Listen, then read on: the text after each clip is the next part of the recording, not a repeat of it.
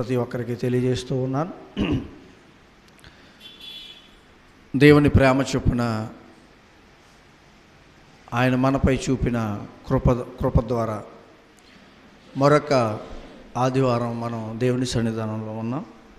అందును బట్టి దేవునికి ఘనత, మహిమ, ప్రభావం చెల్లునుగాక. ఆమేన్. చిన్న ప్రార్థన చేసుకొని దేవుని వాక్యాన్ని మనం విందాం.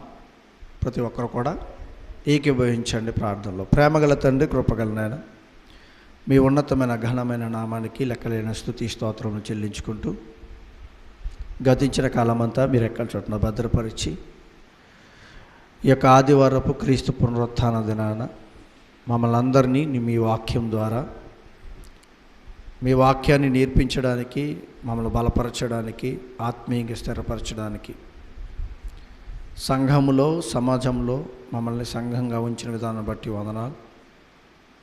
నేను ఇదిగోనైనా నీ కృప చొప్పున మేమందరం కూడుకుని ఉన్నాం. చెబుతున్న నాకు నోరుగా నోరయ్యుండి వినుచున్న నీ పిల్లలకు నీ పరిశుద్ధాత్మ సహాయంతో వినుచున్న మాటలను ఏమాత్రము వ్యర్థపరచకుండా చెబుతున్న నన్ను మరుగుపరచండి, నీ యొక్క ఆత్మతో నడిపించండి. మా ఇరువురికి కావలసిన ఆత్మీయ సంగతులు నేర్పించి మమ్మల్ని మీలో బలపరచమని, ఆత్మీయంగా స్థిరపరచమని, సంఘంలో బలపరచమని క్రీస్తు వారి పేట ఇచ్చిన ప్రార్థన బ్రతిమాలకు వేడుకొచ్చున్నాము తండ్రి. ఆమేన్. ప్రియ దేవుని పిల్లలారా, మనం ఈ లోకంలో జీవిస్తూ ఉండగా మనుషులు జీవితాల్లో తారతమ్యాలు మనకు కనబడుతూ ఉంటాయి. ఒకరు సంపన్నులుగా బ్రతుకుతున్నారు, ఒకరు పేదవారుగా బ్రతుకుతున్నారు. కానీ ఈ లోకంలో ప్రతి మనిషి, బ్రతుకున్న మనిషే ఒక్కొక్కరికి ఒక్కొక్క తారతమ్యాలంటూ ఉన్నాయి. అవునా? అంటే ఒక్కొక్క కుటుంబం ఒక విధంగా ఉంటాం, ఒక్కొక్క కుటుంబం ఒక్కొక్క విధంగా ఉంటాం. ఇదే సందర్భాలు మనం చూస్తుంటే ఎక్కువ కష్టపడిన వాడు కొంచెం అధికంగా సంపాదించే వ్యక్తులు ఉన్నారు. తక్కువగా, అంటే తక్కువ కష్టపడిన వాడు కొంచెం వ్యర్థ ఆలోచనలు, తక్కువగా కష్టపడిన తక్కువ స్థితిలో ఉండే కొంతమంది వ్యక్తులు మనం చూస్తూ ఉంటాం. అర్థమవుతుందా? కొంచెం ఎక్కువగా కష్టపడి సంపాదించి జ్ఞానం గలవాడు ఎక్కువ సంపాదనతో తన కుటుంబాన్ని ఉన్నత స్థితిలోకి తీసుకెళ్ళే వారు ఉన్నారు. తక్కువ కష్టపడుతూ, అర్థమవుతుందా, తన కుటుంబాన్ని మాత్రంగా ఏదో బ్రతికున్నామన్న విధంగా వెళ్తూ ఉన్నాం. అయితే ఉదాహరణకు చూస్తే కష్టం ఎంత పడినా ఇవ్వాల్సింది ఎవరో? మనం కష్టపడ్డామనుకోండి, కష్టపడిన ప్రతి విషయంలో అభివృద్ధి అనేది మనం అనుకుంటాం. నేను కష్టపడ్డాను కాబట్టి సంపాదించానండి అంటుంటారు కొంతమంది. అది జాగ్రత్తగా ఆలోచిస్తే మనం కష్టపడితే, ఇప్పుడు నిజంగా కష్టపడేవాడికి కూడా ఒక్కొక్కరికి ఏమవుతుంటుంది, ఏమంటే నేను ఎంత కష్టపడతానండి నాకు అలాంటి సమస్యలు వస్తూ ఉంటాయంటారు కొంతమంది. అవునా? నేను ఎంత కష్టపడతానో నాకు అలాంటి సమస్యలు వస్తాయి. ఎందుకు వస్తున్నాయి అంటారు? అయితే ఏంటి ఈ పరిస్థితి? కష్టపడుతున్న వాడికి, ఎక్కువ పని చేసేవాడికి ఇంకా అన్ని విషయాల్లో హ్యాపీగానే ఉండాలి కదా. మనుషుల ఆలోచన కదా ఇది. అంటే ఎలా ఉంటుందంటే, కష్టపడ్డాడు కాబట్టి వాడికి వచ్చింది. కష్టపడిన వాడు కూడా పాడైపోయిన వాళ్ళు ఉన్నారు కొంతమంది. అర్థమవుతుందా? కష్టపడిన వాడు కూడా కొన్ని సందర్భాల్లో నిలబడలేక వచ్చిన సమస్యల్లో అతను ఇబ్బంది పడిపోయి లేవలేని పరిస్థితిలో ఉంటారు.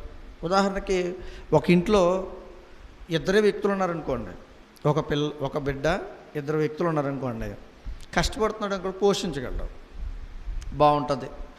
అదే వ్యక్తి సేమ్ అదే కష్టం నలుగురు పిల్లలు ఉన్నారనుకోండి, ఎలా ఉంటుంది పరిస్థితి? కష్టం ఒకటే. అర్థమవుతుందా?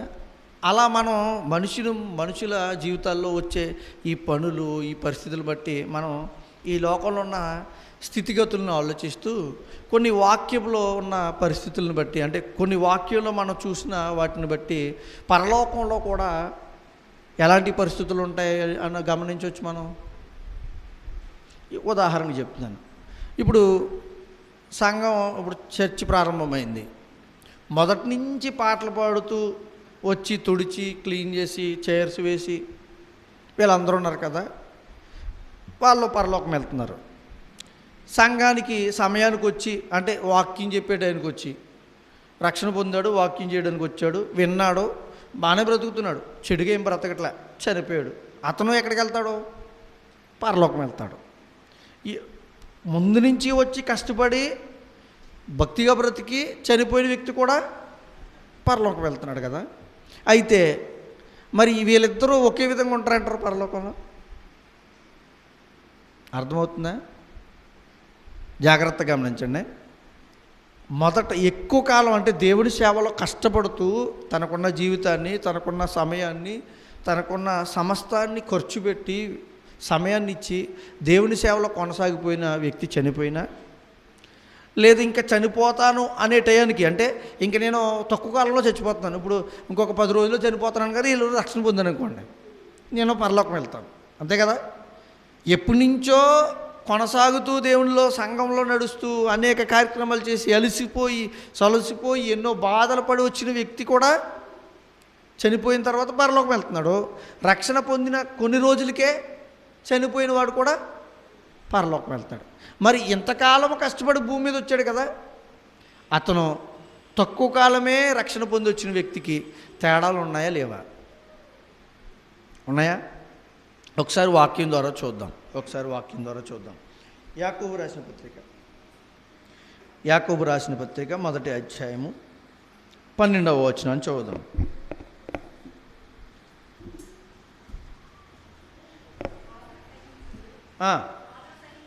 శోధన సహించువాడు ధన్యుడు, అతను శోధనకు నిలిచిన వాడై వాగ్దానము చేసిన కిరీటము, జీవ కిరీటము పొందును. ఇక్కడ ఒక సందర్భంలో చెబుతూ యాకోబు గారు చెబుతూ సంఘానికి, శోధన సహించిన వాడికి ఒక విషయంలో, అంటే పరలోకం చేరితే అతనికి ఒక పరిస్థితి వస్తుందంట. ఏంటది? ఒకటి ఇవ్వబడుతుంది అంటున్నాడు. ఏంటది? జీవ కిరీటం. అర్థమైందా? జీవ కిరీటం అంటే పరలోకం వెళ్ళిన తర్వాత ఇక్కడ శోధన సహించి సంఘంలో దేవునితో ఈ లోకంలో ఉన్న పరిస్థితులను బట్టి శోధన సహించిన వాడికి ఏమొస్తుంది అక్కడ చెప్పాలి? ఒక కిరీటం ఇవ్వబడుతుంది. చాలా ఉన్నాయి, ఇంకా కిరీటాలు అవి చెప్తాను మీకు. అంటే పరలోకం వెళ్ళిన తర్వాత ఎలాంటి పరిస్థితి ఉన్నదని మనకు అర్థం కావాలని దేవుడు చెబుతున్న సంగతులు. అర్థమవుతుందా? పరలోకం వెళ్ళిన తర్వాత ఒక కిరీటం ఇవ్వబడుతుందంట. కష్టపడిన వాడికి మనం లోకంలో మన పరిస్థితి ఎలా ఉంటుంది? ఎక్కువ కష్టపడిన వాడికి కొంచెం జీతం ఎక్కువ ఇవ్వడం, తక్కువ కష్టపడిన వాడికి జీతం తక్కువ ఇవ్వడం మనకు తెలుసు కదా. అలాగే ఈ సందర్భాన్ని బట్టి, ఈ వాక్యాన్ని బట్టి మనకి ఏమర్థం అవుతుందంటే, పరలోకంలో ఒక కిరీటం ఇవ్వబడుతుంది. ఎవరికి? శోధనలు సహించేవాడికి. ఇంకొక విషయాన్ని కూడా చూద్దాం. ప్రకటన గ్రంథము 2వ అధ్యాయము, ప్రకటన గ్రంథము 2వ అధ్యాయము 10వ వచనం చూద్దాం. మీరు శోధింపబడునట్లు అపవాది మీలో కొందరిని చెరలో వేయించబోచున్నాడు. 10 దినముల శ్రమ కలుగును, మరణము వరకు నమ్మకముగా ఉండుము, నేను నీకు. అంటే ఇక్కడ శ్రమ వచ్చినా, భూమి మీద బాధ వచ్చినా, దేవుని పరిస్థితుల్లో ఈ లోకంలో బ్రతుకుతున్నప్పుడు, దేవునితో బ్రతుకుతున్నప్పుడు కష్టాలు వచ్చినా, ఇబ్బందులు వచ్చినా మీరేం చేయాలంట? సహించాలి. సహించేవాడికి ఏమిస్తాడంట? జీవకిరీటం ఇస్తాడంట. మరొక కిరీటం కూడా చూద్దామా? పేతురు రాసిన మొదటి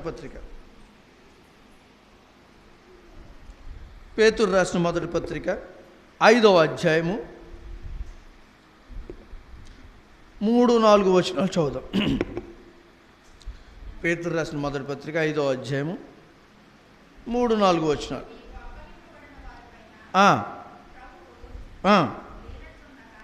మీకు అప్పగింపబడిన వారిపైన ప్రభువులైనట్టున్నక మందకు మాదిరులుగా ఉండుడి.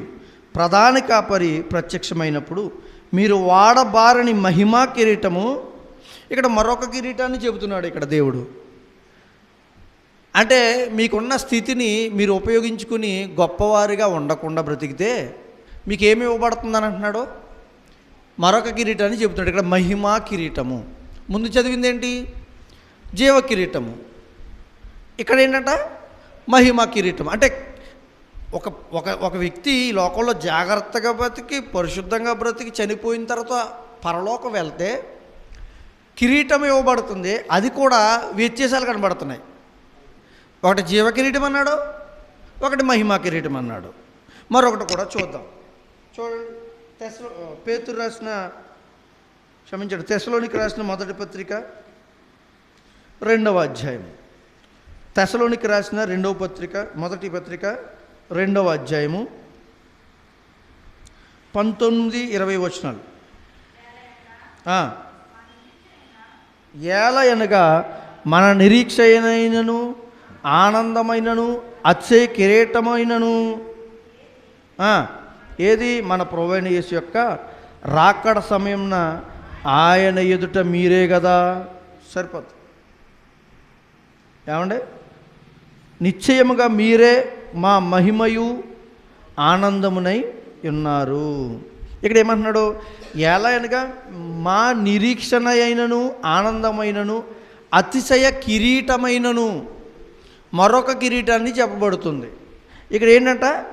అతిశయ కిరీటం. ఎప్పుడు? ప్రభువైన యేసు యొక్క రాకడల సమయంన ఆయన ఎదుట మీరే కదా. ఎందుకని? దేవుని ఎదుట ఆనందమై ఉన్నారంట.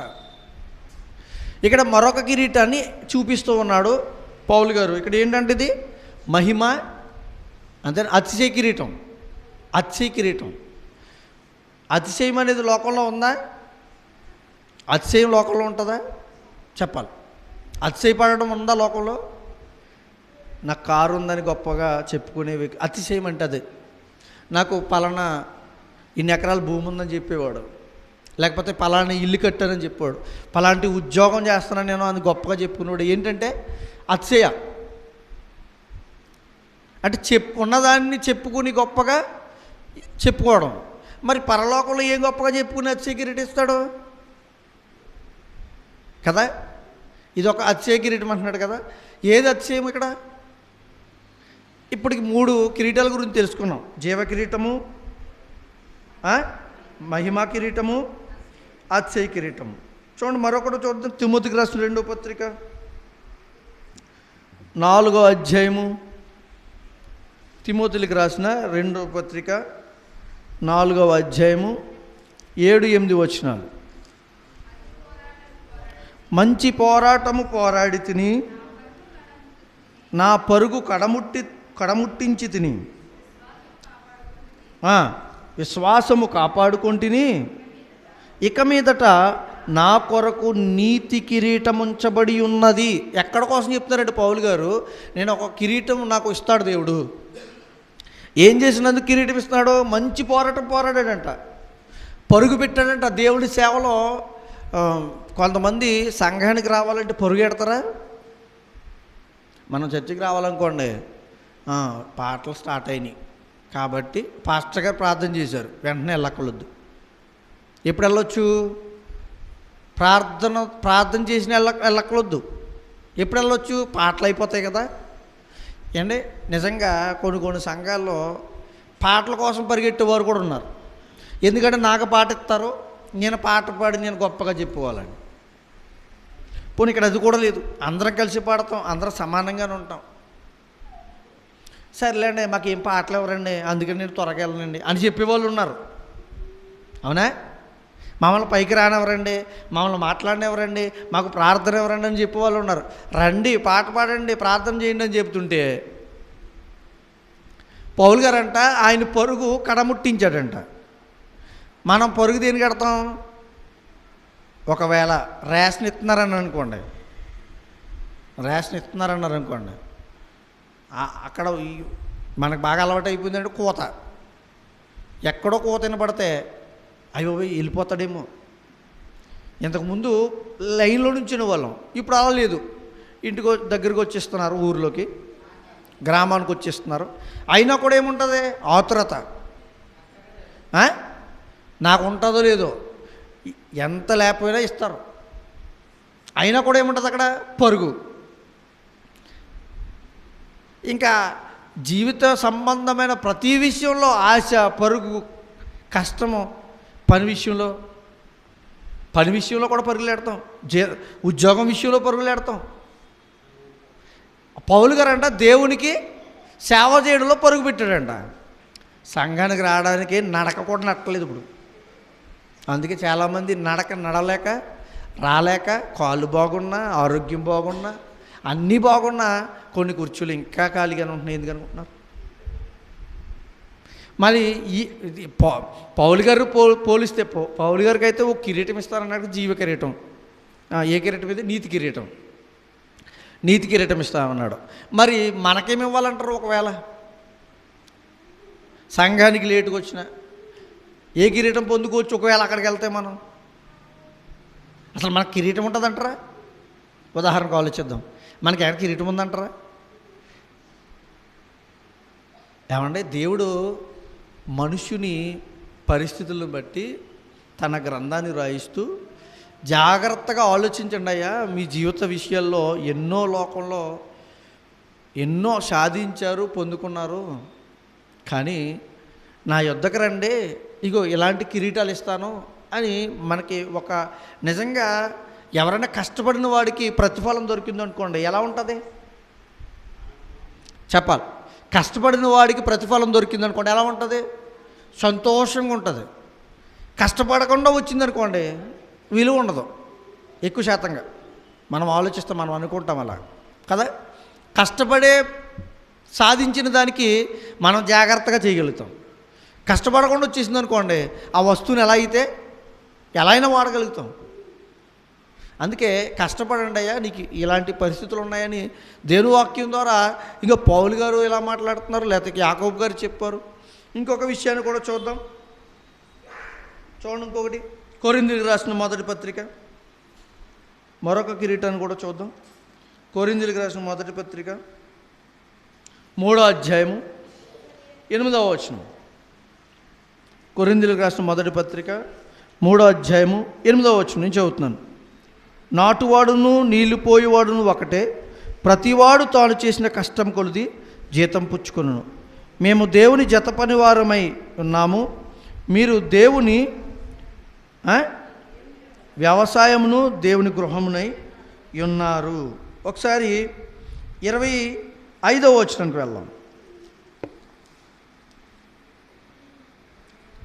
కొరింథీయులకు రాసిన పత్రిక 9వ అధ్యాయం 25వ వచనంకి వెళ్దాం. అంటే కష్టపడేవారి గురించి మాట్లాడుతూ, మరియు 10 మంది పోరాడు ప్రతివాడు అన్ని విషయములందు మితముగా ఉండును, వారు క్షయమగు కిరీటమును పొందుటకును, మనమైతే అక్షయమగు కిరీటమును పొందుటకును మితముగా ఉన్నాము. ఇక్కడ లోకంలో పరుగు పందాలు ఉంటాయి, స్పోర్ట్స్ గేమ్స్ ఉంటుంటాయి కదా. వాళ్ళకి ఏమి ఇస్తారో? మెడల్స్ ఇస్తారో, లేకపోతే కిరీటాలు పెట్టేవి ఉన్నాయి. ఇప్పుడు పోటీలు, అందాల పోటీలు ఉంటాయి, వాళ్ళకి ఏం పెడతారు? లేడీస్కి అయితే కిరీటాలు పెడతారు. దేవుడు సంఘంలో ఉన్న ప్రతి స్త్రీకి కూడా కిరీటం ఇచ్చాడు. ఏ కిరీటం అది? చెప్పాలమ్మ గట్టిగా. మీకు కిరీటాలు ఉన్నాయా? తెలుసా మీకు కిరీటాలు ఉన్నాయని? ఎవరో మీ కిరీటం? పోటీలో ఉన్న వాళ్ళు పొడినారనుకోండి, అయ్యి బాబోయ్ పలానా దేశం స్త్రీ అంట, పలానా అమ్మాయి అంట, ఆమెకి కిరీటం ఇచ్చింది, భారతదేశంలోనే గొప్ప అందగత్తని కిరీటం ఇచ్చారు అని నమ్ముతూ ఉంటారు. అయితే సంఘంలో ఉన్న వారికి దేవుడు ఇచ్చాడు కిరీటం. ఏ కిరీటం? మీ కిరీటం ఏంటండి? మీ భర్తలేనండి. భర్తలే మీ కిరీటాలు. మీకు తెలుసా విషయం? ఎప్పుడైనా ఆలోచించారు నా కిరీటం నా భర్త అని ఆలోచించారా? ఎప్పుడు ఆలోచనలు ఉండవు. ఎప్పుడో రావాలో నాకు ఒక కిరీటం ఉందని ఆలోచించరు. అయితే ఇక్కడ చెప్తూ ఉన్నాడు, పరుగు పందులో పరిగెట్టిన వారికంట క్షయమైన కిరీటం ఇవ్వబడుతుంది. క్షయమైన కిరీటం అంటే క్షయమయ్యేదంటే అర్థం ఏంటి చెప్పిన? పాడైపోయేది. ఇప్పుడు మనకంటే ముందు తరం వారు ఉన్నారు కదా, వాళ్ళు కూడా ఏవో సంపాదించి ఉంటారు కదా, వాళ్ళు చనిపోయారు కదా, వాళ్ళు చనిపోయారు కానీ కొన్ని కొన్ని గిఫ్ట్లు అలా ఉంటుంటాయి. ఇంకా అలా కొంతకాలం పోయి ఇలా నడుస్తూ ఉంటే కొన్ని సంవత్సరాల తర్వాత అవి కూడా క్షయమైపోయే కిరీటాలు. కానీ దేవుడు ఇచ్చేది ఏంటంట? అక్షయమైన కిరీటం మనకున్నదని ఈ పోరాటం పందెంలో పరిగెత్తమంటున్నాడు. ఏ పందెంలో ఉన్నాం మనం? ఏమన్నా పరుగు పందెంలో పోటీల్లో పేర్లు ఇచ్చారండి మనం? చెప్పండి, మీరు ఎవరు ఇచ్చారా? ఇవ్వలే. ఎవరము కూడా ఏ పోటీలో పాల్గొనట్లే. కానీ జీవన పోరాటం అనే, జీవిత కాలంలో బ్రతికే పోరాటం అనే పోరాటంలో పేర్లు ఉన్నాయి మనవి. తెలుసా? మీ పేర్లు ఇచ్చారు తెలుసా? ఎక్కడ? సంసారము, జీవితము, భక్తి జీవితం అనే జీవితంలో ఇప్పుడు మీరు ఆల్రెడీ రక్షణలోనికి వచ్చారు కదా, మీ పేరు ఎక్కడ రాయబడింది? రాయబడిందా తెలుసా విషయం మీకు? రాశారా? మీరు ఇచ్చారా పేరు? మీకు తెలీదు. మీరు ఇచ్చారని మీకు తెలీదు. మీరు ఇచ్చారు ఎప్పుడు తెలుసా? యేసుక్రీస్తుని మీ యొక్క హృదయంలోనికి ఆహ్వానించారు చూడండి, అప్పుడు మీరు ఇచ్చారు. లోకంలో మన మధ్యన ఎక్కడో చూస్తున్నప్పుడు వచ్చింది, ఒరే ఏం చేసావురా అంటే, నేను ఆ అమ్మాయికి ఇచ్చేసాను రా అన్నాడు. ఏమి ఇచ్చేసావు? మనసు ఇచ్చేసాడంట. మీకు అర్థం అవడానికి మాత్రమే మాట్లాడుతున్నాను. ఏమి ఇచ్చేసాడంట? మనసు ఇచ్చాడంట. ఒక స్త్రీ కోసం పురుషుడు పోనీ ఆ మనసు ఇచ్చిన వ్యక్తి ఎంతకాలం సుఖంగా ఆనందంగా ఆమెతో గడుపుతాడంటే చెప్పలేము. కానీ యేసుక్రీస్తుకు మీ మనస్సు, మీ హృదయాన్ని ఇవ్వగలిగితే మీరు జీవితాంతము కూడా సంతోషం బ్రతకగలుగుతారు. ఈ లోకంలో, ఈ లోకం దాటిన తర్వాత కూడా ఏం పొందుతారంట? అక్షయమైన కిరీటం. అక్షయమైన కిరీటం అక్కడ ఒకటి ఇవ్వబడుతుంది మనకి. ఎందుకంటే ఈ లోకంలో ఈ పరుగు పందులు, జీవితం అనే పరుగు పందులు ఎన్నో కష్టాలు, నష్టాలు, ఇబ్బందులు పడుతూ జీవిస్తూ ఉన్నాం. అయినా భక్తిని వదలలేదు. వాళ్ళకి ఏమిస్తానంటున్నాడో? అక్షయమైన కిరీటం. అంటే పాడైపోని కిరీటం. పాడైపోదన్నమాట ఇప్పటికీ. ఇంకొకటి, ఇప్పుడు ఒకవేళ ఈ లోకంలో ఏదైనా కిరీటం పొందుకున్నాం అనుకోండి, అది అప్పుడు పెట్టుకుని ఒక ఫోటో దిగి ఆ రోజు ఆ పూట లేకపోతే ఆ గంట పెట్టుకుని తీసేస్తారు. కానీ దేవుడిచ్చే కిరీటాలు ఎలాంటివో తెలుసా? ఎప్పుడు పోవు, ఎప్పుడు ఉండేవి. అయితే ఈ విషయాలు బట్టి మనం ఆలోచిస్తే మనకేమర్థమవుతుందో తెలుసా? మనకేమర్థమవుతుంది అనిపిస్తుంది అంటే, పరలోకం వెళ్ళిన తర్వాత ఇక్కడ లోకంలో జీవించిన వ్యక్తులకు ఒక్కొక్కరికి ఒక్కొక్క పరిస్థితి ఉంది. అంటే కష్టపడిన దానికొలది ఒక స్థితి ఇస్తున్నాడు దేవుడు అని అనిపిస్తుంది మనకి ఈ వాక్యం ద్వారా కదా. ఒకసారి ఇంకా ముందుకు వెళ్దాం. కొరింథీయులకు రాసిన మొదటి పత్రిక 3వ అధ్యాయం. కొరింథీయులకు రాసిన మొదటి పత్రిక 3వ అధ్యాయము 8వ వచనం. ఇదే మాటని ఇక్కడ దృఢపరుస్తున్నాడు. నాటువాడును నీలిపోయేవాడును ఒక్కటే, ప్రతివాడు తాను చేసిన కష్టము కొలది జీతం పుచ్చుకొనును. మనకేమర్థమవుతుందంటే, ఇక మరొక సందర్భాన్ని దేవుడు చెబుతూ పౌలు గారి ద్వారా దృఢపరుస్తున్నాడు. ఏమని? వారు చేసిన పని కొలది జీతం పుచ్చుకుంటారు. నిజమే అనిపిస్తూ ఉంది. నిజమే అనే సందర్భాన్ని దేవుడు మనకు చెప్తూ ఉన్నాడు. ఇలా ఆలోచించుకుంటూ వెళితే ఒకసారి కొరింథీయులకు రాసిన మొదటి పత్రిక 1వ అధ్యాయము 12వ వచనం, అదే సందర్భాన్ని గురించి చెబుతూ, మీలో ఒకడు నేను పౌలు వాడను, ఒకడు నేను అపోల్లో వాడను, మరి ఒకడు నేను కేఫా వాడను,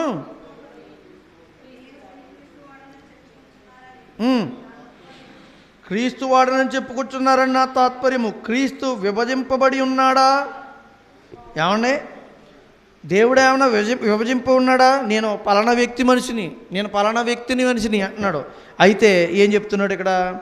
పౌలు నామమును మీరు బాప్తిసం పొందితిరా, నా నామమును మీరు బాప్తిసం పొందితిరని ఎవరైనా చెప్పకొనుకున్నట్లు క్రీస్తునకును గాయునకును తప్ప మరి ఎవరికి నేను బాప్తిసం ఇయ్యలేదు. అందుకై దేవుని కృతజ్ఞాస్తులు చెల్లించుచున్నాను. స్తెఫను ఇంటి వారికి నీ బాప్తిస్మ ఇచ్చితిని, వీరికి తప్ప మరి ఎవరికి బాప్తిస్మ ఇచ్చినో నాకు తెలియదు. బాప్తిస్మ ఇచ్చిన క్రీస్తు నన్ను పంపలేదు, కానీ క్రీస్తు యొక్క సిలువ వ్యర్థము కాకుండానట్లు వాక్చాతుర్యము లేకుండా సువార్త ప్రకటించుటకి ఆయన నన్ను పంపెను. అయితే ఇదంతా చేసిన ఎవరి గురించి చేస్తున్నానంటే, ఇదంతా జరిగించింది యేసుక్రీస్తు వారే తప్ప నేను ఒకవేళ వాక్యం చెప్పాను, స్టెఫెను వచ్చి, లేకపోతే పౌలు వాక్యం చెప్పిన తర్వాత ఇంకెవరు, కేఫా వచ్చి బాప్తిస్మ ఇచ్చాడు అంటే నేనేమో నాకు పౌలు వాక్యం చెప్పాడు కాబట్టి నేను మారాను, నేను పౌలు వాడిని. నీ కేఫా ఇచ్చాడు కదా, నేను కేఫా వాడిని.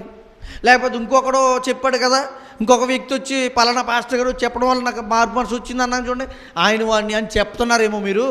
మీకు రక్షణ వచ్చిందంటే ఎవరి ద్వారా వచ్చింది? క్రీస్తు ద్వారా. వీళ్ళందరూ ఎలాంటి వాళ్ళు?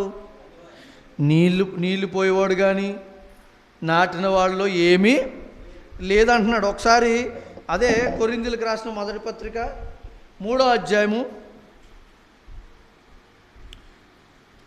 చూడండి, 7-8 వచనాలది మాట చెప్తున్నాడు. కాబట్టి వృద్ధి కలుగు చేయు దేవునిలోనే కానీ, అంటే ఎవరి వల్ల వస్తుంది అది రక్షణ అనేది? దేవుని వలన. నాటిన వాళ్ళు కానీ నీళ్లు పోసిన వాళ్ళు కానీ, మనం చూడండి మొక్కపాటు నాటుతాం. నేను నాటిన కాబట్టి ఇంత మొక్క అయిందనండి. అన్ని మొక్కలు ఫలిస్తాయా? అన్ని మొక్కలు పెరుగుతాయా? నేను నీళ్ళు వేసాను కాబట్టే. మన కుటుంబాల్లో కూడా జరుగుతుంటాయి కొన్ని సందర్భాల్లో, మరి పలానా మొక్క చాలా బాగుందిరా, నేనే పాతాను. అది ఎవరు పాతాను? నేనే పాతాను. నువ్వు పాతావు కానీ ఎప్పుడైనా నీళ్ళేహో నీ మొక్కనికే అంటుంటారు కొంతమంది వెనకాల వచ్చి. అవునా? అంటే పాతిన వాడికి కాదు, నీళ్ళు వేసినాడికి కూడా ఏమీ లేదు. అసలు ఆ మొక్క పెరిగిందంటే ఎవరి వలన? మరి నీ రక్షణ, నీ బ్రతుకు, నీ రక్షణ పొందిందంటే ఎవరి వలన వచ్చింది? ఎవరో పాస్టర్ గారు చెప్పారని, పలానా పాస్టర్ బాగా చెప్పాడు కాబట్టి నేను మారానని, పలానా వ్యక్తి నాకు బాప్తిస్మ ఇచ్చాడు కాబట్టి నేను రక్షణలో ఉన్నానని అనుకోవడం చాలా తప్పు. అంటే దీన్ని బట్టి మనం ఆలోచిస్తే ఇప్పుడు రక్షణ అనేది ఎవరి ద్వారా వస్తుంది? దేవుని ద్వారా. మనం బ్రతకడం అంటే ఈ లోకంలో చాలా విషయాల్లో మనం తారతమ్యాలు చూసాం. చాలా విషయాల్లో గొప్పగా ఉండడము, చిన్నగా ఉండడం చూసాం. కానీ పరలోకం వెళ్ళిన తర్వాత కూడా మనకి ఎలాంటి సంగతులు కనిపిస్తున్నాయి? తారతమ్యాలు అనేవి కనబడుతున్నాయి. అయితే పరలోకంలో తారతమ్యాలు ఉంటాయా?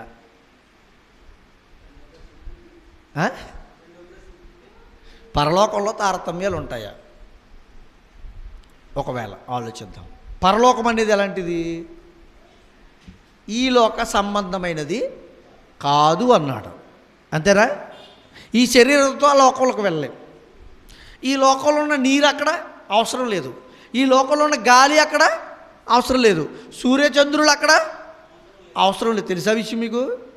తెలుసా తెలీదా? తెలీదు. ఇక్కడున్నవి ఏవి అక్కడ అవసరం లేదు. అలాంటప్పుడు ఇక్కడున్న కిరీటాలు వంటి ఆలోచనలు అక్కడ కూడా ఉంటాయా? మరి ఎందుకు ఇలా భక్తులు మాట్లాడారు? ఎందుకు ఇలా భక్తులు మాట్లాడారు? ఒకసారి సమూయేలు గ్రంథం మొదటి గ్రంథం, సమూయేలు మొదటి గ్రంథం దావీదు గారు చెబుతూ ఒక విషయాన్ని, పాత నిబంధనలోంచి ఒక విషయాన్ని చూపిస్తూ 30వ అధ్యాయం, సమూయేలు మొదటి గ్రంథం 30వ అధ్యాయం తీయండి, 20వ వచనం నుంచి చదువుదాం.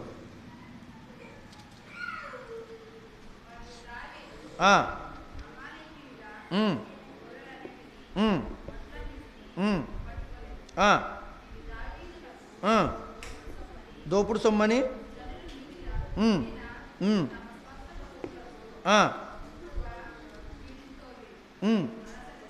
అలసట చేత దావీదును వెంబడించలేక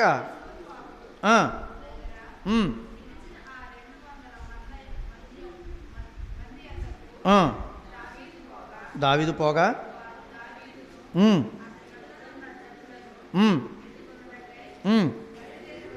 బయలుదేరి వచ్చిరి.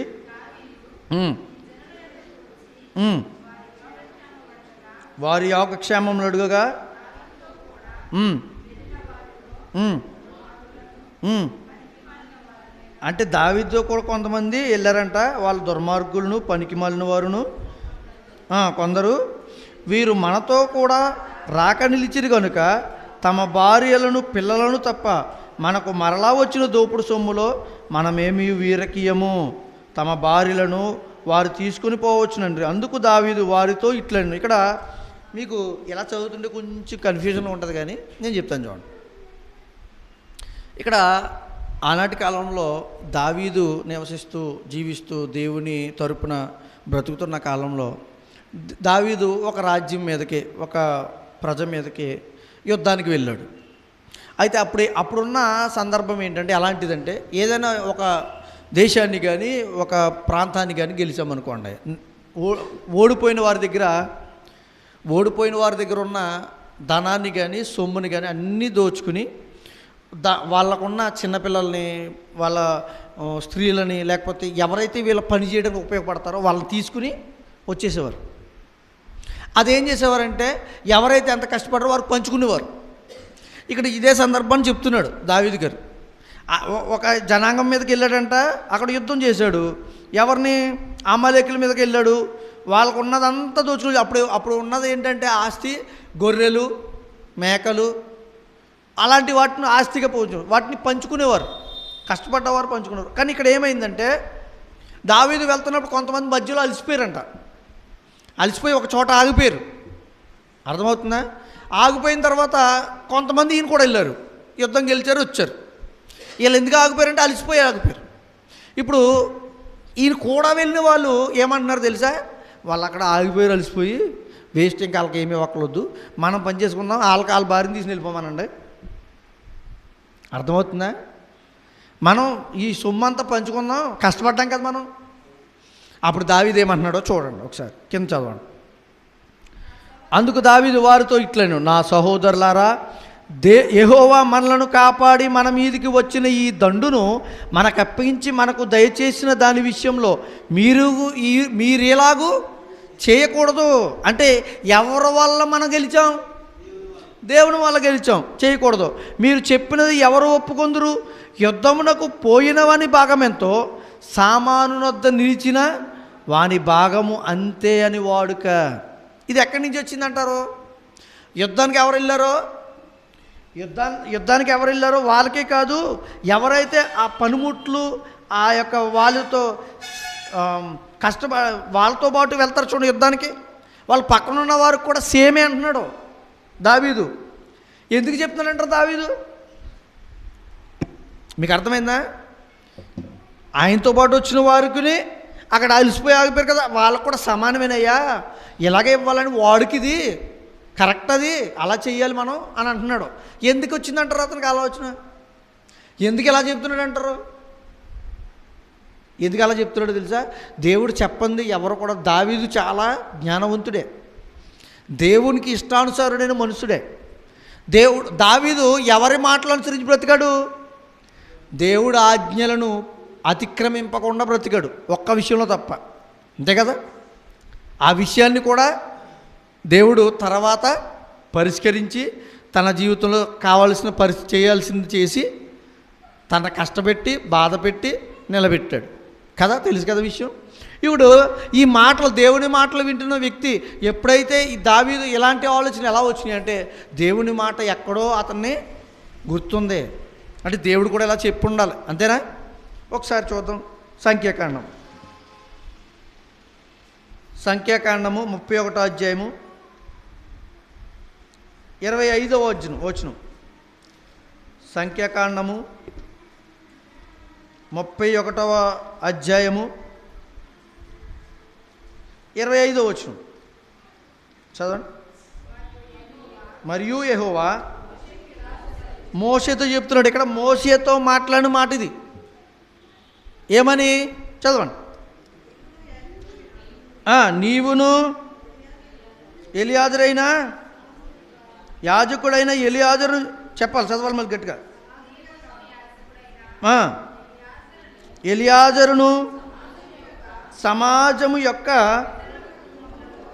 పితరుల కుటుంబంలో ప్రధానులను మనుషులనేమి చెరపట్టబడిన దోపుడు సొమ్ము మొత్తము లెక్కించి 2 భాగములుగా చేసి యుద్ధమునకు పూనుకొని సేనగా బయలుదేరిన వారికి సగమును సర్వసమాజమునకు సగమును పంచిపెట్టవలయును. ఈ మాట ఎవరిదంట? దేవుంది. పంచిపెట్టాలనే బాధ్యత ఎవరికి ఇచ్చాడు? దేవుంది. ఎలాగంట? సమానంగా ఎవరైతే యుద్ధానికి వెళ్తున్నారో వాళ్ళకి అలాగే ఉండాలి, సర్వ సమాజానికి సగం పట్టుకొచ్చి ఇచ్చేయాలంట. ఈ తీర్మానం ఎవరిది?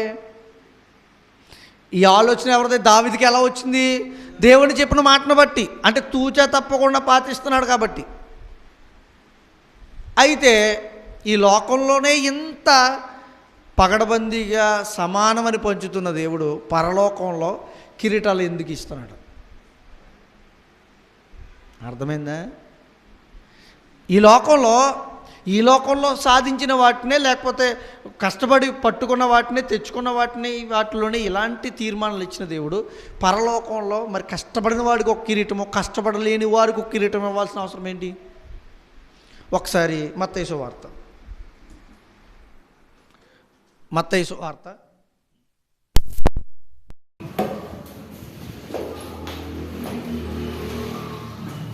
20వ అధ్యాయం జాగ్రత్తగా గమనించండి. మత్తయి సువార్త 20వ అధ్యాయము 2వ వచనం నుంచి చదువుకున్నామే. మత్తయి సువార్త 20వ అధ్యాయము 2వ వచనం నుంచి. ఒక దినమునకు ఒక దేనారము చొప్పున పనివారితో ఒడబడి తన ద్రాక్ష తోటలోనికి వారిని పంపాడు. ఇక్కడ ఒక యజమాని ఉన్నాడు, రోజుకు ఒక దేనారం అని మాట్లాడుకున్నాడంట. అంటే ఓ 100 రూపాయలు అనుకోండి మనకు లెక్కన. ఇప్పుడు మన ఉదాహరణకి ఇప్పుడు 1000 అనుకోండి మాట్లాడుకున్నాడు. రా అబ్బాయి పనికిరండి అంటే మాట్లాడుకున్న తర్వాత కొందరు వచ్చారు. చదువు. అదే ₹1 ఆ రోజు. ఇప్పుడు ₹1 ఎవడ పని చేయడు కదా. చదువు. తరువాత అతడు దాదాపు అంటే ప్రొద్దునెళ్ళి చెప్పాడు, కొంతమంది వచ్చారు పని చేస్తున్నారు. ఎంత రోజుకి ఎంత ధ్యానాలు అన్నాడు. అంటే ఉదాహరణకి, అంటే మనకైతే ఆనాటి కాలం నుంచి రాయబడి టైంకి ₹1 అని రాశాడు, బైబిల్ రాసే టైంకి. ఇప్పుడు ₹1 ఎవరు పని చేయరు కాబట్టి నువ్వు ఇయ్యన్నాడు మామూలుగా. సరే చదవండి. 9 గంటలకు వెళ్ళాడు. మళ్ళీ సంత వీధిలో ఓరక నిలిచి ఉన్నా. అంటే ఈయన ఎప్పుడైతే వెళ్ళి పని కడిగాడో అప్పటికి వెళ్ళి రాలే ఎవరు, సెకండ్ టైం పిలుచుకునేవాళ్ళు. అర్థమవుతుందా? ఫస్ట్ వెళ్ళి అడిగాడు, కొంతమంది ఉన్నారు పనికి వచ్చే తీసుకెళ్ళిపోయాడు. రానని చెప్పలేదండి ఉన్నవాళ్ళు.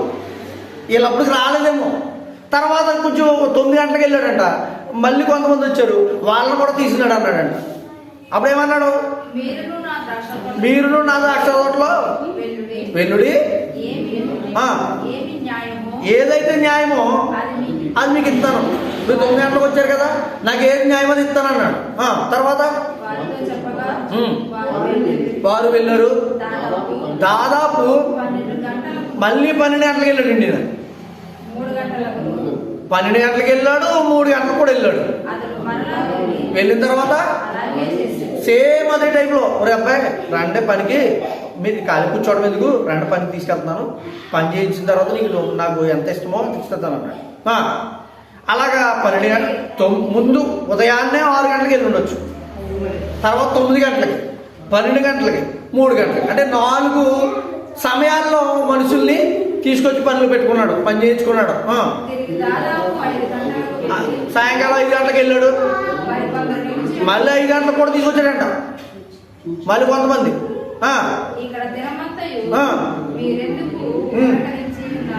ఉన్నారని అడగా ఎవరో కూడా మాకు పని తీసుకెళ్ళలేదా అని అన్నాడంట. అందుకు మీరు కూడా వచ్చేయండి. ఎప్పుడు సాయంకాలం 5 గంటలకి, గంటలు అయిపోద్ది. అప్పుడు 6 గంటల్లో పనిచేసేవారు. ఇప్పుడు 5 గంటలు అనుకోండి, అప్పుడు 6 గంటల్లో పనిచేసేవారు. 5 గంటలకు వెళ్ళి మళ్ళీ పిలిచాడంట. అయ్యో మమ్మల్ని ఎవరికి తీసుకెళ్ళదయ్యా పనికి, పొద్దునుంచి ఇలాగే ఉన్నాము, నేను చూడలేదు, మేము ఆ పక్కన కూర్చున్నాము, లేకపోతే ఇంకోటి ఏదో మొత్తం చెప్పుకున్నారు. అయితే రండి అయ్యా, ఇప్పుడైనా రండి పనికి తీసుకెళ్తాను అనేసి పనికి తీసుకెళ్ళిపోడు. ఇంకెంత టైం ఉంది పని అయిపోవడానికి? ఎంత ఉంది? ఇంకా గంట ఉంది. మన లెక్క ప్రకారం మామూలుగా ఆలోచిస్తే సాయంకాలం అయినప్పుడు ఆ ద్రాక్ష తోట యజమానికి ఆకేశాడంట. పనివారిని పిలిచాడు.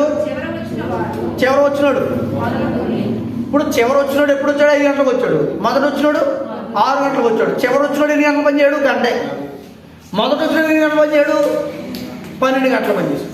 అంతేగా లేకపోతే అలా చివరి వచ్చిన వాడిని మొదలుకొని ఇప్పుడు ఏం చేయాలి? మామూలుగా ఆలోచిస్తే ఫస్ట్ మాట్లాడేవాడికి ఎంత ఇస్తా అన్నాడు? 6 గంటలు వచ్చాడు, ధ్యానారం అన్నాడు, రోజు 1000 రూపాయలు ఇస్తాను అందులో. తర్వాత వచ్చినోడికి ఎంత ఇవ్వాలి? 750 ఇవ్వాలి. ఇంకా తర్వాత వచ్చినోడికి 500 ఇవ్వాలి. లాస్ట్ వచ్చినోడికి ఎంత ఇవ్వాలి? మహా అయితే 100, 200, 300 ఇచ్చేవాడు. మన ఉద్దేశం అయితే పిల్లలు కూర్చోబెట్టి అర్థమవుతుంది. జాగ్రత్త విన్నారా అమ్మ? అందరికి అర్థమవుతుందా? వ్యర్థంగా అవుతుందా? జాగ్రత్తగా వినండి, చాలా ఇంపార్టెంట్ విషయం, చాలా ఇంపార్టెంట్ ఇది. చదవాలి. వచ్చిన వారందరితో కూలిమ్మని చెప్పాడంట. ఎప్పుడు? ఇప్పుడు ఆఖరి వచ్చిన వాడు మొదలుకొని మొదట వచ్చిన వాడు వరకు దాదాపు 5 గంటలకు వచ్చి అంటే ఇక్కడ పాయింట్ ఎలా ఉండాలంటే గంట పని చేసిన వాడికి ఎంత ఇచ్చేసాడు? 1000 రూపాయలు ఇచ్చేసాడు. 12 గంటల పని చేసిన వాడికి ఎంత ఇచ్చేసాడు? అంతేనా? ఇప్పుడు ఇక్కడ తారతమ్యం అంటూ ఏం చేయలేదు. తారతమ్యం అంటూ ఆయన ఏం చూపించారు? మనుషులైతే తారతమ్యం చూపిస్తాం. ఇది ఉదాహరణ వాళ్ళు చెప్తే ఇదే సందర్భంలో మనం పని చేసుకుంటే మాత్రం మనం సేమ్ అలా చేస్తాం. అసలు మనమే వాళ్ళ గుండెల మీద చేసి ఒకటి చెప్పకూడదు, నేనే చెప్పాను. అంతేనా? పని చేసావు కాబట్టి ఎంత ఎత్తాను అబ్బాయి అన్నాం, నేనైతే అంటాం, మనం అలా అంటాం. కానీ దేవుడు ఏం చెప్తున్నాడు తెలుసా? మరి ఇక్కడ ఈ తోట యజమాని ఎలా ఎందుకు చెప్తున్నాడు? ఈ తోట యజమాని ఎలా ఎందుకు చెప్తున్నాడు? ఈ తోట యజమాని ఇక్కడ ఇదేంటి చెప్పనా? దేవుడు యేసుక్రీస్తు వారి ద్వారా దేవుని యొక్క ఉద్దేశాన్ని ప్రపంచానికి తెలియజేయడానికి మాటలు. పరలోక రాజ్యము ఎవరికైనా సమానమే అని చెప్తాడు. ముందు వచ్చినోడు గొప్పోడు, వెనకాల వచ్చినోడు గొప్పోడు అని చెప్పడానికి కాదు, సమానంగా ఇచ్చాడు. అది నీ గొప్పతనం అనుకుంటున్నావా? సమానంగా ఇవ్వడం విషయం. అలా అని సర్లే లేట్కి వచ్చినా పర్లేదు అని అనుకున్నారు అనుకోండి, ఏమవుతుంది? అప్పుడు ఏమవుతుంది? పరలోకం వెళ్ళడమే కష్టమవుద్ది. పెరిగివారును అసహ్యులను, దేవుడికి అసహ్యం పుట్టించేవారు ఉన్నాం అనుకోండి, అనురాగ వరితులను ఎక్కడికి వెళ్ళలేరు? చూడండి అన్నమాట. ప్రకటన గ్రంథం 21వ అధ్యాయం, ప్రకటన గ్రంథం 21వ అధ్యాయం 8వ వచనం చదవండి అమ్మా.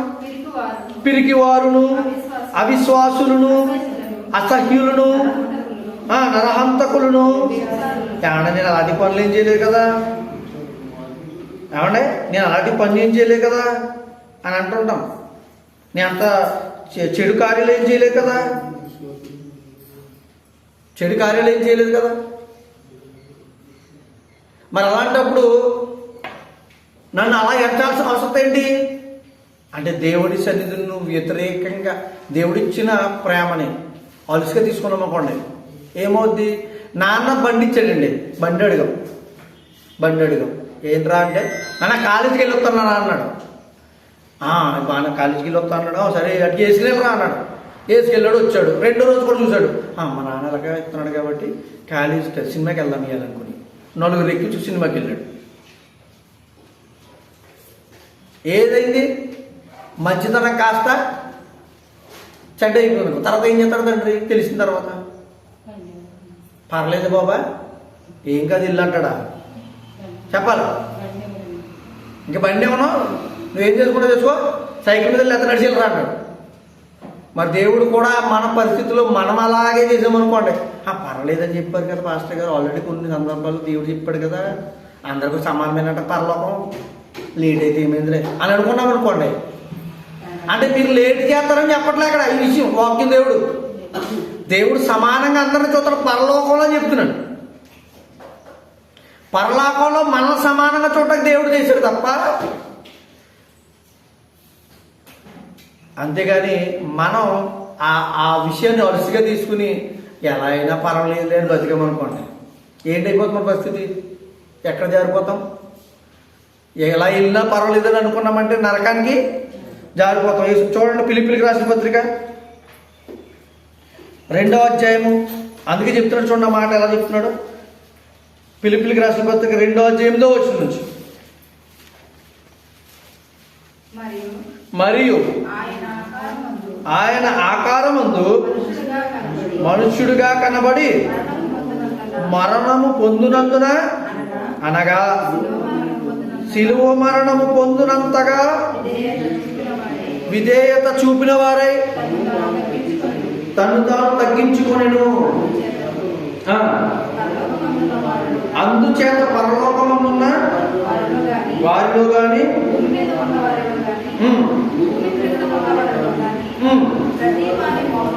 ప్రతి వాని మోకాలను యేసు నామములో వంగునట్లు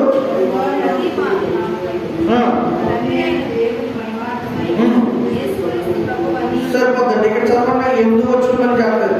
ఆయన ఆకారమందు మనుషుడిగా కనబడి మరణం పొందినంతగా, అనగా శిలువ మరణం పొందినంతగా విధేయత చూపెను. దేవుడు ఆయనను అధికంగా హెచ్చించి ప్రతి నామము పైనామం ఆయన అనుగ్రహించేది కాగా, ఇక్కడ మనం చెప్పేది ఏంటంటే చెప్పిన మనల్ని ఏ విధంగా రక్షించాలంటున్నాడంటే ఉచితముగా తన కృప చేతనే మనల్ని రక్షించాడు. అంతేగాని మన జ్ఞానం కొద్ది, మనం భక్తి చూపించిన విధానాలను బట్టి, మనం ఉన్నదాన్ని ఖర్చు పెట్టిన దేవుని సేవలో ఖర్చు పెట్టిన దాన్ని బట్టి మనకి రక్షణ అవ్వాల. అంతేనా? మన రక్షణ ఎలా రక్షణ ఇచ్చాడు? పాపినైనా మార్పు పొందడానికి ఆయన కుమారునిగా చేసుకోవడానికి మారు మనసు ఇచ్చాడా? పాపిని ఎవరైనా మామూలుగా చేర్చుకుంటారు, పాపం ఉన్నామని చేర్చుకోరు. కానీ దేవుడు ఏం చేశాడు? ఎవరినైనా రక్షించాలని, ఒక అబ్బాయి కొన్ని రోజులు నువ్వు జాగ్రత్తగా ఉండు, తర్వాత నేను తీసుకుంటాను అనలా. ఇప్పుడే పాపిగా బ్రతుకుతున్నావు, ఇప్పుడే మార్పు చెందామనుకోండి, ఇప్పుడు వచ్చాయంటున్నాడు దేవుడు. పరలోకం గురించి ఒకసారి మనం ఆలోచించగలిగితే మనం తారతమ్యాలు, అంటే ఈ కిరీటాలు మరి ఎందుకు రాయబడ్డాయి? కిరీటాలు ఎందుకు రాయబడ్డాయి అర్థమవుతుందా? ఎందుకు రాయబడ్డాయి అంటారు? మరి అతిశయ కిరీటము, జీవ కిరీటము, మహిమా కిరీటము. నిజంగా ఆలోచించండి, మీరు కిరీటం పొందడం మీ గొప్పతనమా, పరలోకం వెళ్ళడం గొప్పతనమా? అర్థమవుతుందా? ఏమండి, ఎస్ఐ గారు అవడం గొప్పదా, ఎస్ఐ గారిలో మెడలు పట్టడం గొప్పదా?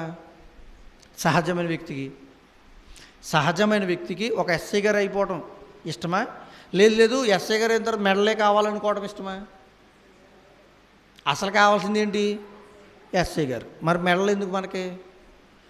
మన కిరీటం గురించి ఆలోచించడం ఎందుకు అసలు? మామూలుగా పరలోకంలో అడుగు పెడతాం సరిపోద్దా మనకి? కిరీటాల గురించి పక్కకు పెట్టండి, దేవుని చిత్తం అది, దేవుని ఆలోచన అది, అంతేనా? మొట్టమొదటి ఈ కొన్ని వాక్యాలు బట్టి మనం ఆలోచిస్తే కిరీటాలు ఉన్నాయని తెలిసింది, అది పక్కకు పెడదాం ఒకసారి. అసలు మనకేది కావాలి? పరలోకం కావాలి. పరలోకంలో కిరీటాల గురించి రెండోసారి తర్వాత ఆలోచిద్దాం. అది పౌలు గారు చూడండి, పౌలు గారు అదే మాట అంటాడు చూడండి. ఫిలిప్పీయులకు రాసిన పత్రిక 1వ అధ్యాయం 23వ వచనం. ఒకసారి ఎఫెసీయులకు రాసిన పత్రిక 2వ అధ్యాయం 8వ వచనం చూడండి. కృపచేతనే మీరు కాపాడబడ్డారని ఉంటుంది చూడండి. 2వ అధ్యాయం 8వ వచనం. మీరు విశ్వాసము ద్వారా కృపచేతనే, మనం ఎలా రక్షింపబడ్డాం? కృపచేత రక్షింపబడ్డాం. కానీ మనకున్న జ్ఞానాతిశయం కానీ, మన దేవుడికి చేసిన సేవను బట్టి కానీ, మనం ఈ లోకంలో బ్రతుకుతున్న బ్రతుకు తీరుని బట్టి కానీ మనకి రక్షణ అనేది రాలేదు. ఎలా వచ్చింది? కృపచేతనే, ఉచితం. అందుకే చాలామంది ఇప్పటికీ కూడా రక్షణలోనికి రాకపోవడానికి కారణం ఏంటో తెలుసా? ఇది ఫ్రీగా ఇచ్చారండి.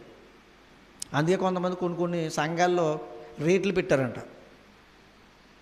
రక్షణ పలానా టైంకి నువ్వు తీసుకోవాలి, ఇంత చెల్లించాలి. నువ్వు బాప్తిసం ఇవ్వాలంటే నీకు సంఘానికి ఎంత కట్టాలి, ఇంత కట్టాలి. ఉన్నాయండి, మీకు తెలీదు. మనకేమన్నా అలాంటివి? అయితే దేవుడు ఎలా ఇచ్చాడు తన కృపని, రక్షణ ఎలా ఇచ్చాడు? ఉచితంగా ఇచ్చాడు. దాన్ని అందుకని మనం ఏమనుకుంటున్నాం, ఉచితంగా ఇస్తున్నాడు కాబట్టే రేషన్కి అయితే పరిగెట్టేస్తున్నాం, లోకంలో పొందుకున్న వాటికి అన్నింటికి పరిగెట్టేస్తున్నాం. ఓ చీర కొంటే ఇంకో చీర ఉచితం అన్నట్టు పరిగెట్టేస్తున్నాం. కానీ దేవుడు ఇస్తున్న రక్షణ ఎంత విలువైనదో తెలుసుకుని దేవుని దగ్గరికి రాలేకపోతున్నాం. వింటున్నామా? దేవుని మాట వింటున్నాం. కృపచేతనే రక్షింపబడ్డారయ్యా మీరు అంటున్నాడు. మీకున్న జ్ఞానాతిశయం కానీ, మీ చూపించే భక్తి కానీ నా దగ్గరికి చేర్చట్లేదు, నేను ప్రేమ చొప్పున మిమ్మల్ని తీసుకుంటున్నాను అంటున్నాడు దేవుడు. మనం పరలోకం వెళ్ళడమే గొప్ప విషయం. ఇక కిరీటం గురించి ఆలోచించేందుకు పౌలు గారు చెప్తూ ఫిలిప్పీయులకు రాసిన పత్రిక 1వ అధ్యాయం 23వ వచనం. ఫిలిప్పీయులకు రాసిన పత్రిక 1వ అధ్యాయము 23వ వచనం. ఈ రెంటి మధ్యను ఇరుకుబడి ఉన్నాను, నేను వెడలిపోయి క్రీస్తు కూడా ఉండవలనని నాకు ఆశ ఉన్నది, అది నాకు మరి మేలు.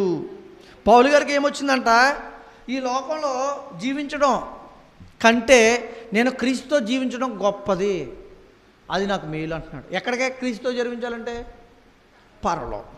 దేవునితో ఉండడం అంటే పరలోకం వెళ్ళాలి. మనం పరలోకంలో నిజంగా ఉదాహరణ చెప్తున్నాను. మనం ఒక ప్రాంతంలో ఉన్నాం, మంచి తుఫాను వచ్చి మొత్తం అంతా మునిగిపోయింది, కొట్టుకుపోతున్నారు అందరూ కొట్టుకుపోతున్నారు. అప్పుడు ఒక చిన్న బోట్ వచ్చింది, అందరూ ఉన్నారు, నుంచున్నారు, కొంతమంది కూర్చున్నారు, చైర్లు వేసుకున్నారు, కొంతమంది లైఫ్ జాకెట్లు కట్టుకుని కూర్చున్నారు, కొంతమంది టాయిలెట్ కూర్చున్నారు, కొంతమంది హుందాతనంగా కూర్చున్నారు. మనకి అవకాశం లేదు, జస్ట్ వెళ్ళి ఎక్కి కూర్చున్నాం అక్కడ, అంతే. అర్థమవుతుందా? ఒక వాడ, ఒక చిన్న బోట్ వచ్చింది, అందరూ మంచిగా కూర్చున్నారు, నీకు అవకాశం లేదు, లేట్కి వెళ్ళావు కాబట్టి ఒక చోట కూర్చోడానికి మూలన ఎక్కడో ప్లేస్ ఇచ్చారు. అది గొప్పదా? లేకపోతే ఆ చైర్లో కూర్చోవడమే గొప్పదా? చెప్పాలి నాకు. కొట్టుకుపోతున్న సమయంలో, మనకి అవకాశం లేని సమయంలో, మనం బాధపడే సమయంలో, మనకి మరొక దారి లేని విషయాల్లో మనం ఆ బోటు ఎక్కి పక్కన ఎక్కడ మూల కూర్చుంటే సరిపోద్ది. మరి పరలోకంలో వెళ్ళలేదనుకోండి, ఎక్కడికి వెళ్తాం? పరలోకం వెళ్ళలేదనుకోండి, ఎక్కడికి వెళ్తాం? నరకానికి వెళ్ళిపోతాం. రెండు అంతే కదా, రెండు దారులు. మనం ఎన్నిసార్లు అనుకుంటాం, పాడుకుంటాం. పరలోకంలోకి వెళ్ళి ఏ మూలలో పక్కన కూర్చుంటే సరిపోతుంది కదా మనకి, కొట్టుకుపోయి నరకంలో పడిపోవటం కన్నా. అర్థమైందా? కొట్టుకుపోయి నరకంలో పడిపోవటం కన్నా పరలోకంలో ఒక మూల కూర్చుంటే సరిపోతుంది కదా, కిరీటమే పొందాలని అనుకోవటం కంటే. అలా అని కిరీటం నాకు రాదో, నేను కిరీటం కోసం ఆలోచించాల్సిన అవసరం లేదని అనుకోకండి. కిరీటాల గురించి ఒక పక్కకు పెడితే పరలోకం వెళ్ళడమే అసలు మన జీవితానికి గొప్ప ధన్యత. ఆ పరలోకం వెళ్ళాలంటే ముందు ఏం చేయాలి తెలుసా? ఈ లోకంలో కష్టపడాలి.